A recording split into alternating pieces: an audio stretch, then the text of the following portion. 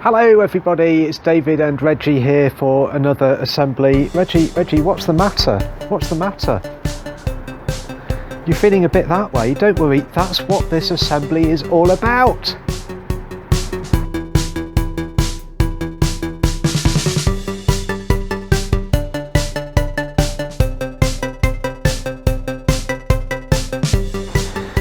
Yeah, I see you're feeling that way, but don't worry, Reggie, that's what this little series of assemblies is all about. I can understand that you're feeling, but don't worry, listen on. Why did you say it like that? Well, I don't want to give the game away because we're about to do a quiz, and that's one of the words in the quiz. Is it really? Shall we get started? Yeah, why don't we? This quiz is all about what we were doing last week, everybody. If you were able to see that, we were looking at an instruction in the Bible in the New Testament. And here's the first question. There's going to be 3 answers each time, A, B or C. You've got to tell me what the answer is. A, B or C. Okay, here's the first question then. The instruction to people who follow the Lord Jesus was don't be there's that word again, yeah, but how would you fill in the gap? Don't be anxious, that's A. Don't be an alligator, that's B. I said that last week, yeah. And don't be our Wally. Who put that in? It's not going to say that in the Bible, is it? What do you think, everybody? A, B or C? Easy one to start with. It is A. Don't be anxious. That's how I was feeling. Yeah. But listen on, Reggie. Listen on in this assembly today. Okay, here's the second question in our quiz, everyone. That instruction comes in a letter in the Bible, but who wrote that letter? Who wrote that instruction? Don't be anxious. Was it A, Peter? Was it B, Paul? Or was it C, Patrick? Who's Patrick? Well, I don't know, but what do you reckon, everybody? A, B or C? A, B or C? B is the answer. It's Paul who wrote that instruction. Paul was a Christian who wrote to some Christians. But where did they live? Where did those Christians live that he wrote the letter to? Okay. Were they Christians in A, Rome? Or B, Philippi? Or C, were they Christians indoors? Doors? You put that one in, didn't you? Okay, A, B or C, where do you think they were? Yeah, B, they lived in Philippi. B, Philippi was the right answer. Okay, 2 more questions in this quiz. Are you all right, Reggie? You doing okay? I'm doing okay, all right. Here's question 4 then. Paul reassured the Christians at Philippi in his letter that the Lord is what? You're doing it again. Just a letter when you're making a noise. I know, but that means there's a gap. What goes in the gap? The Lord is Alright, so is it A, the Lord is near? Is it B, the Lord is never failing? Sounds good. Or is it C, the Lord is not to be sniffed at? What? Not to be sniffed at. That's C. What do you reckon? A, B or C? The Lord is near. Yeah, it was A. That's right. So here's the final question, everybody, for our quiz today. Paul said, don't be anxious about and then there's another gap. What goes in the gap? That's the question. So what comes after the A, the in the gap? Don't be anxious about ants. That's A. Were there ants back in Bible times? I suppose there were. Don't be anxious about ants. Or is it B? Don't be anxious about alligators. That was you again, wasn't it? They can be quite scary. Yeah, okay. Or was it don't be anxious about anything? That's C. What do you reckon? A, B or C? Is that your answer, is it? Well, what do you think, everybody? It is C. Don't be anxious about anything. 5 questions. How many did you get shouted out? Very good. Well done. Well done. That's cheered me up. Okay, well, that's good to know, Reggie. But you know, there is something more that Paul says which is actually a much better recipe for being strong and not being anxious. Something even better than having a quiz at an assembly time. And that's what we're going to find out about right now, as we've got a great little video from Seeds Family Worship who've allowed us to use it in our assembly today. Thanks very much to them. It is the verses from Philippians, that letter in the New Testament, that we're looking at. Don't be anxious about anything. It comes from Philippians chapter 4. And there's a word in what you're about to see, which is petition. Petition means asking for something, okay? If you petition, you're asking for something. That's what that means. Hope you enjoy this. Philippians chapter 4, verses 6 and 7 from Seeds Family. Let's go. Philippians 4, 6 and 7. Philippians 4, 6 and 7. Philippians. Do not be anxious about anything, but in everything, by prayer and petition with thanksgiving, present your request to God. Do not be anxious about anything, but in everything,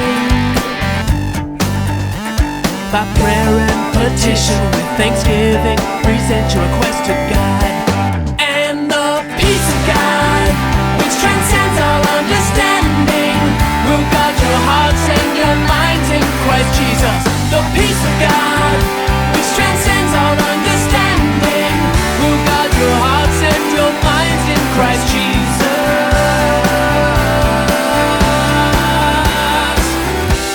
Do not be anxious about anything, but in everything, by prayer and petition with thanksgiving, present your request to God. And the peace of God, which transcends all understanding, will guard your hearts and your minds in Christ Jesus. The peace of God, which transcends all understanding, will guard your hearts and your minds in Christ Jesus. Philippians 4, 6 and 7. Philippians. Do not be anxious about anything, but in everything, by prayer and petition with thanksgiving, present your request to God. 4, 6 and 7. Yeah. Philippians. Yeah. Philippians.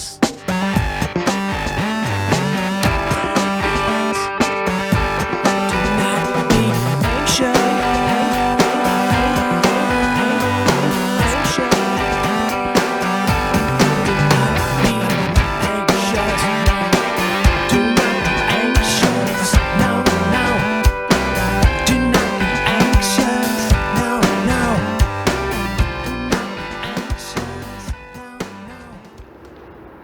Good, that, isn't it? Really like that. It's like kind of a computer video game. Really good way of remembering those verses. Now, before we think a little bit more about those verses, let's see another time in the Bible, shall we? From this time in the Old Testament, hundreds of years before Jesus and the Gospels. In the Old Testament, a time when some followers of the God of the Bible, they were in a difficult situation. It's in the book of Daniel, and let's find out what happened, shall we, to Shadrach, Meshach and Abednego. Those are great names, yeah, the names of three men who might have been anxious, but they did something with their fears. Let's listen, shall we? A few hundred years before Jesus walked the earth, God's people were living far from home in Babylon.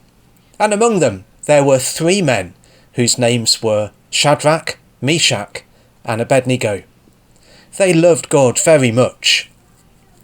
One day, the three friends were given orders to go to an important event at Babylon. They heard the sound of music and followed it through the winding streets until finally they came to the edge of the city. There in front of them, they saw a tall statue that seemed to reach up to the sky. Everyone was told that when the music played, they must bow down before that statue. Anyone who didn't bow down would be in big trouble. The music started to play. People started to bow down. And that made the three friends very sad, because they knew it was wrong to bow down to the statue. Only God should be worshipped like this. Now they didn't realise it, but some men who worked for the king of Babylon were watching them.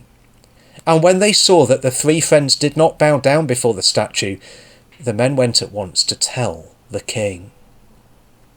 The king was very angry with the three friends. He wanted to know if it was true what the men had told him. He gave them another chance to go back to the statue and bow before it. If they would not obey him, he warned that they would be thrown into a terrible fire.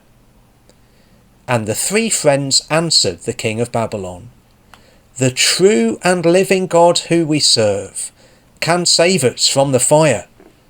But whatever happens, we will not bow down to your statue and worship it.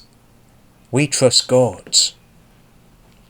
When the king heard their answer, he was furious. He showed his teeth and went very red in the face.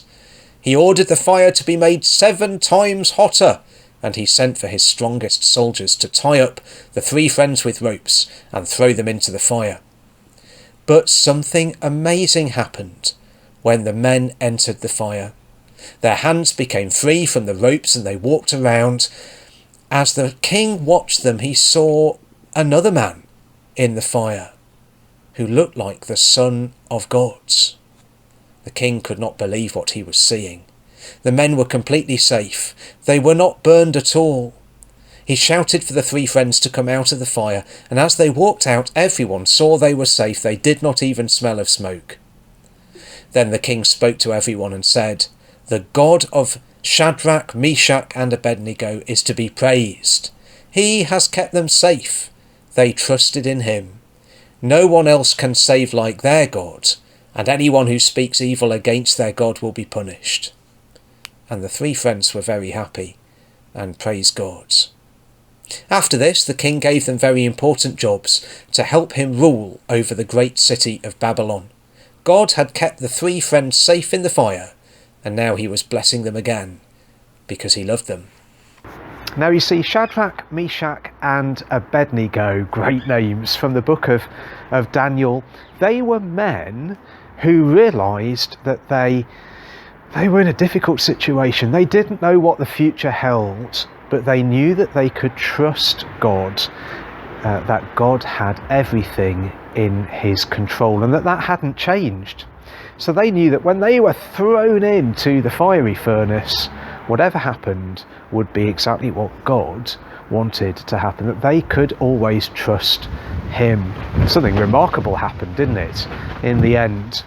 Whether something remarkable happened or not, they knew that he was trustworthy. So they were not anxious. They knew God, and they had a friendship with God, a relationship with God, which meant that they just weren't nervous or anxious about the future. And that is great to know, isn't it? Paul, in those verses from Philippians in the New Testament, said, "Don't be anxious about anything, but," do you remember, what do you do next? Rather than being anxious about anything, pray. Reach out to God. Pray to him. That's what prayer is. It is talking to God as our Father. According to what the Bible says, we can talk to God as our Father because of what Jesus has done in making it possible for us to call him our Heavenly Father. And when we do that, when we reach out to him and speak to him in prayer, saying sorry and thank you and please, when we do that, we are relying upon God as our Father. And we're remembering that he is good and trustworthy and true. So you can see why praying is such a good alternative to fearing. Such a good thing to do when we are feeling anxious. We're going to pray right now. I'm going to say a prayer. You can join in if you want to. That's up to you. And if you'd like to, you could say amen at the end. That means I agree, doesn't it? Let's pray. Father God, thank you that you tell us in the Bible not to be anxious, but instead to pray.